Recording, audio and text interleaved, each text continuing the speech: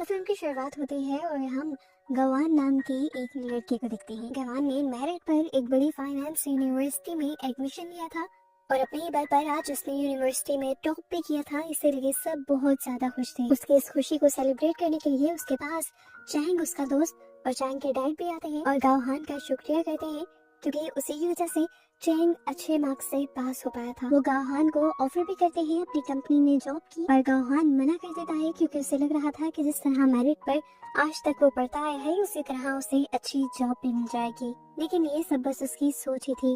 वो नहीं जानता था कि इस फील्ड में पीएचडी होल्डर्स भी जॉब लेने के लिए मारे मारे फिर रहे थे। यहाँ तक कि वो जब नॉर्मल इंटर्नशिप के लिए अप्लाई करने के लिए जाता है वहाँ पर भी उसे 400 से ज्यादा लोग मिलते हैं, जिनमें से ज्यादातर पीएचडी होल्डर्स भी होते हैं।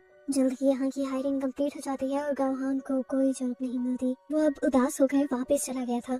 अपने लिए नई जॉब की तलाश के दौरान ही उसे एक बहुत बड़े बैंक से कॉल आती है। ये एक इंटरनेशनल इन्वेस्टमेंट बैंक था जहाँ पर बहुत अच्छे एक्सपीरियंस्ड लोगों को मौका नहीं मिलता था, लेकिन ब्लूस्टोन ने खुद गावहान को अप्रोच किया था जॉब के लिए और बिना इंटरव्यू के उसे रख भी लिया था। गावहान को तो कोई गड़बड़ी महसूस नहीं होती, वो तो बहुत ज्यादा खुश हो जाता है क्योंकि उसे लग रहा था वो टॉपर है, तो ऐसे लोग टॉपर्स को ही बुलाते होंगे। पर हकीकत ये थी कि ये जॉब उसे उसके दोस्त के डैड की वजह से मिली थी, जो कि ब्लूस्टोन के बहुत बड़े क्लाइंट थे और उनकी अपनी एक एनर्जी कंपनी भी थी। इस कंपनी में उसे जंग नाम के एक आदमी का असिस्टेंट बनाया जाता है और 6 महीने दिए जाते हैं सारे काम को सीखने के लिए। लेकिन हमें पता चलता है कि जंग काफी रूड इंसान है। उसे गावहान बिल्कुल पसंद नहीं आया था क्योंकि गावहान के पास ना तो कोई एक्सपीरियंस था और उसे ये भी लग रहा था कि गावहान एक छोटी सी यूनिवर्सिटी से पढ़ा है, इसे क्या ही आता होगा। वो तो उसे आते ही उसका रिजेक्शन लेटर प्रिंट करके भी दे देते हैं और कहते हैं किसी और को अपना मेंटोर बना लो। बेचारा गावहान यहाँ पर पहले तो चुप करके खड़ा रहता है और फिर पूरे ऑफिस पर नजर दौड़ाता है। वहाँ स्क्रीन पर उसे एक फॉर्मूला में गड़बड़ी नजर आती है जिसके ऊपर आजकल जंग काम कर रहे थे। गावहान उस फॉर्मूला को ठीक कर देता है और जंग उसकी इस हरकत से इम्प्रेस हो जाते हैं और उसे कुछ महीनों के लिए अपने असिस्टेंट के तौर पर रख भी लेते हैं, इस शर्त पर कि वो जल्दी काम सीखेगा और जंग को ज्यादा तंग नहीं करेगा। गावहान उसकी सारी बातें समझ गया था।